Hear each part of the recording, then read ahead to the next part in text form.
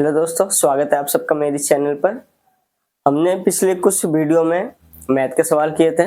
Math के एक दो टॉपिक को हमने कवर किया था, बट इस चैनल पे मैं बेसिक मैथ के साथ साथ आपकी एक इंग्लिश जर्नी भी स्टार्ट करना चाहता हूँ। ठीक है, जो भी अपने इंग्लिश को अच्छा करना चाह रहा है या जो इंग्लिश में वीक है बट वो चाहता है कि मैं इंग्लिश एटलीस्ट इतना तो सीख जाऊं कि मैं बोल सकूं, समझ सकूं और इवन लिख सकूं। ठीक है, यूट्यूब पे बहुत सारे चैनल है, ठीक है, इंग्लिश के लिए, जो आपको बोलेंगे मात्र 90 दिन में मैं आपको ये करा दूंगा, मात्र 90 दिन में मैं आपकी इंग्लिश स्पीकिंग। नहीं हो सकता। मैं ये झूठ बोल के नहीं चलना चाहता कि मैं मेरे साथ जुड़ो, मैं 3 महीने में ये करा दूंगा, आप फर्राटेदार बोलने लग जाओगे। नहीं, इंग्लिश लैंग्वेज एक भाषा है और भाषा को आप कितने दिन में सीख सकते हो ये कोई बता नहीं सकता। कि कोई होगा 2 महीने में सीख जाएगा। अगर किसी बच्चे को मैं एक ऐसे एटमॉस्फेयर में डाल दूं जिसका वातावरण ही सारा इंग्लिश का है, वो सुन रहा है इंग्लिश में, पढ़ रहा है इंग्लिश में, देख रहा है इंग्लिश में, चारों तरफ उसके इंग्लिश है, तो मे भी वो 2 महीने में 4 महीने में बोलने लग जाए। ठीक है, बट जो बच्चे जिसका एटमॉस्फेयर नहीं है इंग्लिश का, हिंदी मीडियम से, उसके घर में हिंदी बोलते हैं, वो उसके लिए में भी ज्यादा टाइम लगे। तो कोई स्पेसिफिक समय नहीं होता कोई भाषा सीखने का। ठीक है, हिंदी भी हम बोल लेते हैं, ऐसे नहीं कि पैदा होते वहीं बोल गए, सुनते गए 1-2 साल में बच्चा आके 1 साल में तो धीरे धीरे वर्ड बोलता है। तो ये भाषा है। भाषा को सीखने के लिए आपको धीरे हर वो एक चीज सोचनी पड़ेगी इंग्लिश में। जो अभी आप देख रहे हो, जो भी आप कर रहे हो, जो भी आप सुन रहे हो, हर एक चीज आपको इंग्लिश में बोलनी पड़ेगी। ठीक है, तो आप हर दिन प्रैक्टिस करो, हर दिन कोशिश करो कि मैं कुछ भी जो सोच रहा हूँ, जो दिख रहा है मेरे आगे या कोई एक्शन हो रहा है, उसे मैं इंग्लिश में ही बोलूं। ठीक है, रीडिंग करो, ये सब करना पड़ता है, तब जाके इंग्लिश आपको इतना तो हो जाएगा कि आप समझ जाओगे, बोल भी लोगे।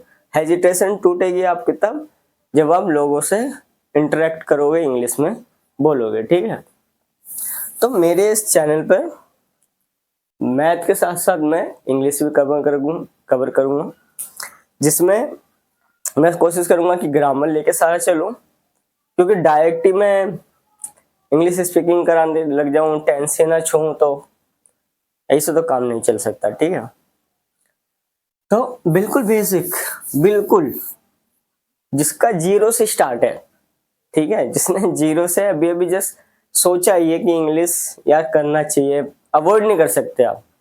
ठीक है, आज के टाइम में इंग्लिश को तो बिल्कुल बेसिक से लेके मैं चलूंगा, स्टेप बाय स्टेप। मेरे को कोई जल्दी नहीं है, मेरे को सिखाना है। ठीक है, आप सीखो अच्छे से। ठीक है, चलो शुरू करते हैं फिर, कोई देरी नहीं, आज ज्यादा लेक्चर। ठीक है, शुरू करते हैं। देखो क्या क्या हमें सीखना है, ठीक है, उस पर बात करते हैं हम। अगर कोई भी चीज मैं बताऊं, एक सेंटेंस है, पहले समझ लो वर्ड, कोई वर्ड है, मान लो ये कार है। कार किससे मिलकर बना है? इसमें 3 अल्फाबेट है, तो हम बोल सकते हैं कि कोई वर्ड जो होता है वो किससे मिलकर बनता है? अल्फाबेट से मिलकर बनता है।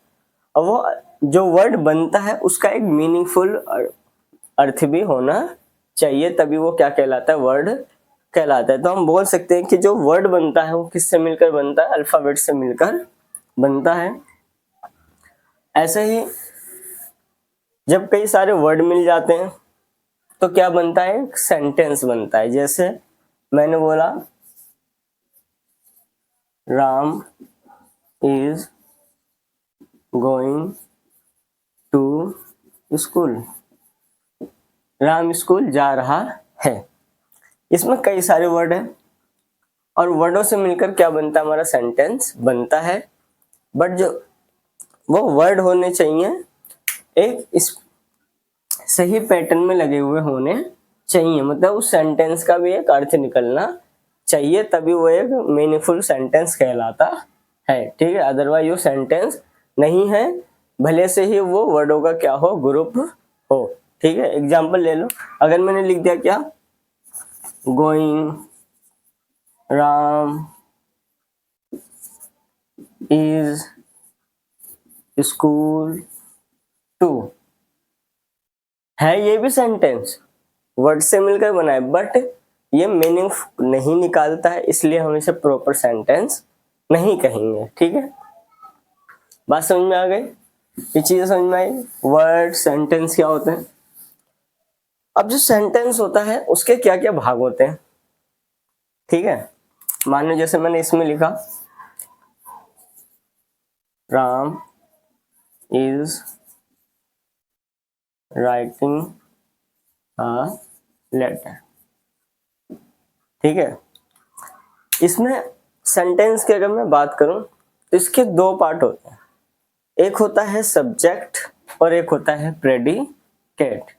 सब्जेक्ट मतलब जिसके बारे में हम सेंटेंस में क्या कर रहे हैं, बात कर रहे हैं, ठीक है।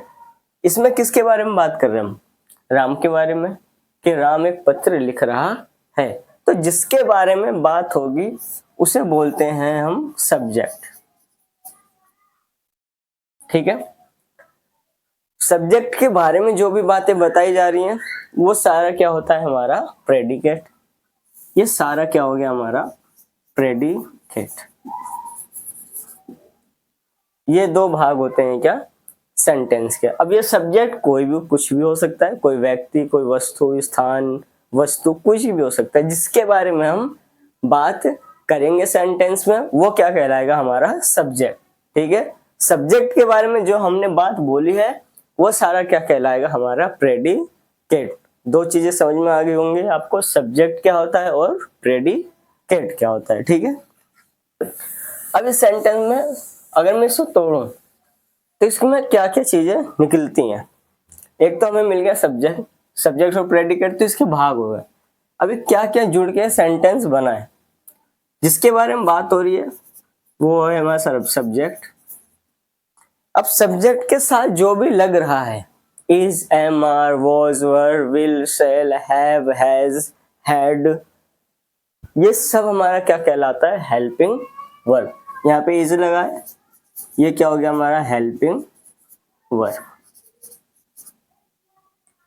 अब हेल्पिंग वर्ब का काम क्या होता है, टेंस में हेल्पिंग वर्ब का काम होता है कोई भी हम काम कर रहे हैं तो उसका समय क्या है, तो ये जब हम सेंटेंस करेंगे तब उसके बारे में और बात करेंगे। फिलहाल सब्जेक्ट के साथ जो लगेगा, is, am, are, was, were, has, have, had, will, shall, ये सब क्या कहलाएगा, हमारा हेल्पिंग वर्ब। अब सब्जेक्ट कार्य क्या कर रहा है, क्या काम कर रहा है, लिखने का। जो भी सब्जेक्ट कार्य करता है उसे हम क्या बोलते हैं, वर्ब। मैन वर्ब भी बोलते हैं, वर्ब भी बोल देते हैं, ठीक है। मुख्य, हिंदी में मुख्य क्रिया। अब क्रिया जरूरी नहीं है कि फिजिकल एक्टिविटी के द्वारा ही हो, मैं नाच रहा हूँ, कूद रहा हूँ, लिख रहा हूँ तो यही वर्ब हो, ऐसा नहीं है। कोई भी कार्य जो हमारे द्वारा हो रहा है, मैं सो रहा हूँ, सुन रहा हूँ, देख रहा हूँ, पढ़ रहा हूँ, बैठा हूँ, भाग रहा हूँ, ये सब क्या कहलाएगा हमारे को, वर्ब। जो भी कार्य हमारे द्वारा हो रहा है, इट डजंट मीन कि हमारी फिजिकल एक्टिविटी उसमें इन्वॉल्व है या नहीं है, ठीक है। तो राइटिंग कर रहा है वो, लिख रहा है, ये क्या हो गया हमारा मैन वर्ब। अब वो क्या लिख रहे हैं भाई साहब, पत्र लिख रहे हैं। कार्य का जो भार होता है वो किस पे पड़ रहा है, वो क्या लिख रहा है, पत्र लिख रहा है। तो ये पत्र भाई साहब जी क्या हो गए हमारे ऑब्जेक्ट, हिंदी में बोलते हैं इसे कर्म, और इसे बोलते हैं क्रिया, ठीक है। ये हो गया हमारा सेंटेंस। दो भाग होते हैं, सेंटेंस में क्या क्या जुड़ा होता है, सब्जेक्ट। एक सेंटेंस बनाने के लिए हमें इन सब सारी चीजों का पता होना चाहिए कि पहले सब्जेक्ट लगाते हैं, उसके बाद हम इज, एम, आर लगाते हैं या वॉज, वर, कुछ भी, फिर वर्ब क्या होती है वो लगाएंगे, फिर लास्ट में लगाते हैं हम ऑब्जेक्ट, ठीक है। आई होप आपको ये समझ में आ रहा होगा। ठीक है, अब देखते हैं हम कि छोटे छोटे सेंटेंस जो हम अपने डेली लाइफ में बनाते हैं या जिसे हम अपने प्रयोग में लेके आना है, क्योंकि इंग्लिश इज नॉट कि मैं आपको कुछ भी ऐसे घुट्टी पिला दे कोई और इंस्टेंट धड़ाधड़ बोलना शुरू कर दे, नहीं, आपको हर एक चीज छोटी छोटी इंग्लिश में बोलनी पड़ेगी। यू यूज टू होना पड़ेगा आपको इंग्लिश के लिए, तब आपको वो चीजें आ पाएगी। यार भाषा है, इंग्लिश है, ठीक है, टाइम लगता है।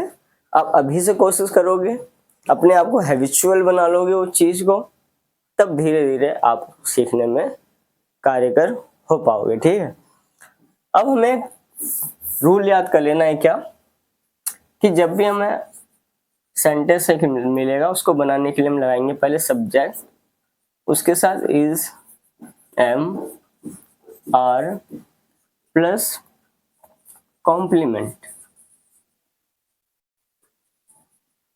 कॉम्प्लीमेंट में क्या क्या आ सकता है आपका, कोई नाउन के बारे में हम बात कर सकते, कोई प्रोनाउन के बारे में बात कर सकते हैं हम, या कोई एडजेक्टिव भी होगा।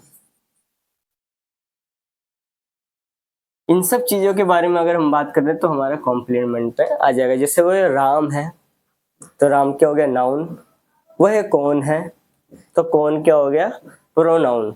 वह सुंदर है तो सुंदर क्या हो गया, हमारा एडजेक्टिव। जब हम ऐसे सेंटेंस के लिए हमें बनाना है तो ये रूल हमें फॉलो करना है।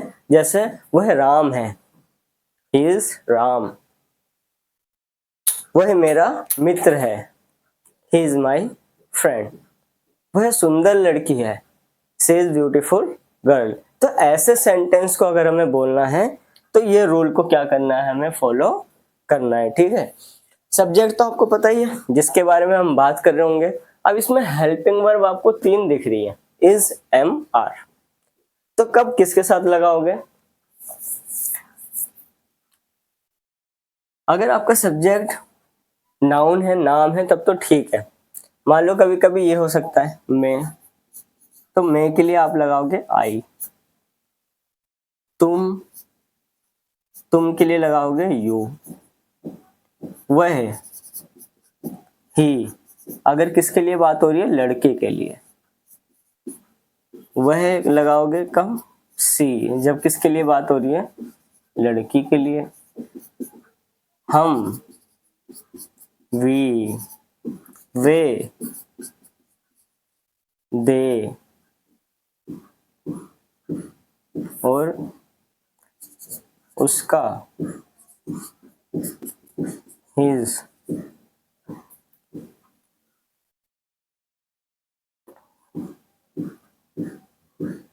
और क्या क्या हो सकता है, हमारा,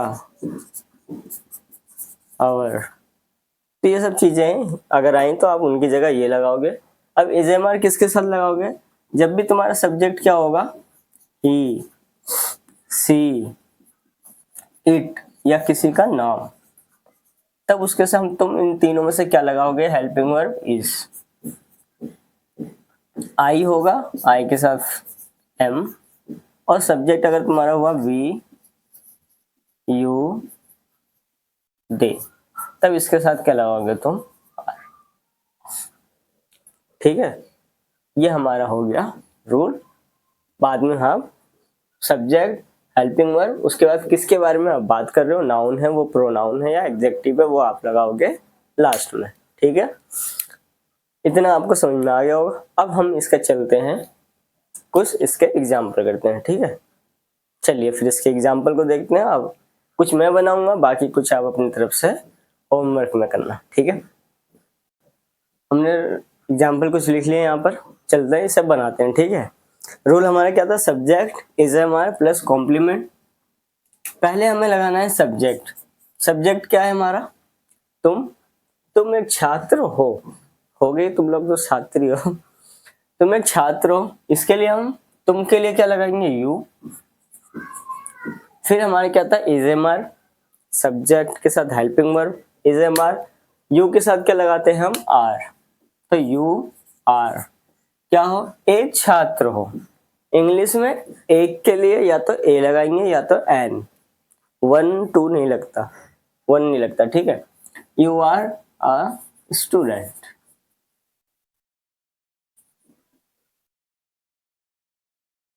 दूसरा, वह डॉक्टर है। वह, अब डॉक्टर तो क्या है हमारा कॉमन जेंडर, क्योंकि कोई मेल भी हो सकता है और फीमेल भी। तो यहाँ पे वह ही और सी दोनों हो सकता है, ही या सी। ही और सी दोनों के साथ हेल्पिंग वर्ब क्या लगता है, is. He is doctor, a doctor. बोलने में ही आ रहा है, ए नहीं लिखा है, तो वह एक डॉक्टर है। आप ईमानदार हो। आपके लिए यू, ईमानदार हो। यू के साथ हेल्पिंग वर्ब आर। ईमानदार के लिए हम लगाते हैं क्या, ऑनेस्ट। ऑनेस्ट नहीं पढ़ते इसे, ऑनेस्ट। एच साइलेंट होता है। वह सुंदर है। अब वह सुंदर है, तो सुंदर हम लड़की को कॉम्प्लीमेंट करते हैं, ठीक है। बहुत सारे मैंने देखे हैं कि वो लड़के को भी सुंदर बोल देते हैं, वो सुंदर है। लड़की के लिए मोस्टली हम सुंदर बोलते हैं, लड़के के लिए हम हैंडसम बोलते हैं, ठीक है। तो यहाँ पे सुंदर जो है लड़की के लिए बात हो रही है, तो ही के लिए हम क्या लगाएंगे, सी। सी इज ब्यूटीफुल।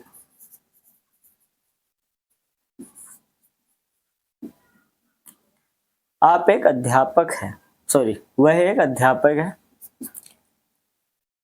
अध्यापक फिर से कॉमन जेंडर है। कॉमन जेंडर मतलब जिसमें मेल और फीमेल दोनों हो सकते हैं वो, ठीक है। तो अध्यापक चाहे मेल हो या फीमेल हो, हम उसे बोलते क्या है, अध्यापक ही बोलते हैं। तो यहाँ पे वह क्या हो सकता है हमारा, ही और सी,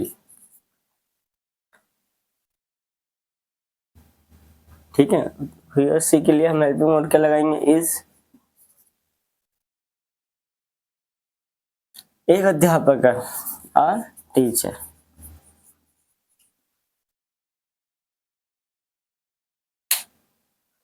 तुम मेरे मित्र हो। यू, यू के साथ आर। मेरे मित्र हो, माई फ्रेंड। वह एक लड़की है। सी, सी के साथ हेल्पिंग वर्ब इज। एक लड़की है, अ गर्ल। मैं एक इंजीनियर हूँ, ओके। आई, आई के साथ हेल्पिंग वर्ब एम। एक इंजीनियर है। यहाँ पे एक के लिए हम लगाएंगे एन। ए या एन हम कब लगाते हैं, जब भी कोई नाउन हमारा वोवेल से स्टार्ट हो रहा है। वोवेल 5 होते हैं इंग्लिश में, ए, ई, आई, ओ, यू। तो जब भी कोई नाउन वोवेल से स्टार्ट हो रहा होता है, तो हम उससे पहले एक के लिए एन लगाते हैं। और कॉन्सोनेंट से स्टार्ट हो रहा होता है तो हम उससे पहले ए लगाते हैं, ठीक है। तो इंजीनियर ई से स्टार्ट हो रहा है, तो I am an engineer. Rajesh मेरा मित्र है। लो जी, राजेश जी आगे पहले। राजेश जी के साथ क्या लगता है, इज। मेरा मित्र है, माई फ्रेंड। ये किताबें हैं, ये के लिए हम लगाते हैं दीज। दीज के साथ लगता है आर। किताबें हैं, दीज आर बुक्स, ठीक है। ये कुछ सेंटेंस, कुछ एग्जाम्पल मैंने करवाए हैं, आप इन्हें लिख लीजिए, फिर अपनी तरफ से बनाने की कोशिश करें। जितने से ज्यादा आप सेंटेंस खुद से प्रैक्टिस करेंगे, उतना माइंड आपका उस चीज में क्या होगा, इन्वॉल्व होगा। तो धीरे धीरे आप खुद बनाओ। धीरे धीरे अभी क्या होगा कि आप पहले हिंदी में सोचोगे, फिर इंग्लिश में बनाओगे, फिर प्रैक्टिस जैसे जैसे करते जाओगे, एक टाइम के बाद आप सीधा इंग्लिश में ही सोचोगे, फिर वहां पे आपका बोलना स्टार्ट होगा। क्योंकि मान लो अभी किसी ने कुछ बोला, ठीक है, तो आप पहले उसे हिंदी में सोचते हो माइंड में, फिर इंग्लिश में कन्वर्ट करते हो, फिर बोलते हो।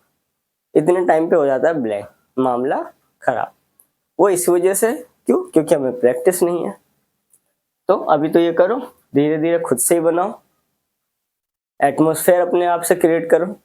इंग्लिश की रीडिंग करो, वर्ड मीनिंग ज़्यादा से ज़्यादा याद करो, मूवी देखो बिना सबटाइटल के, ठीक है, क्योंकि हमें आदत डालनी है सुनने की, ठीक है। 3-4 चीज़ें होती हैं इंग्लिश में, रीडिंग, राइटिंग, स्पीकिंग और लिसनिंग। ये चारों चीज़ें आपको करनी पड़ेंगी। राइटिंग भी करना पड़ेगा, रीडिंग ऑफ कोर्स बहुत ही ज़रूरी है, लिसनिंग, अब इतनी सारी चीज़ें कर ली तो अब स्पीकिंग भी कर लो, ठीक है। चलो फिर ठीक है, इस क्लास को करते हैं यहीं पे ख़त्म। फिर कल अगली वीडियो में मिलेंगे, उसमें हम आगे छोटे छोटे इंग्लिश के सेंटेंस और सीखेंगे बोलने के लिए, ठीक है। बाय, पढ़ते रहो और इंग्लिश बोलते रहो, बाय।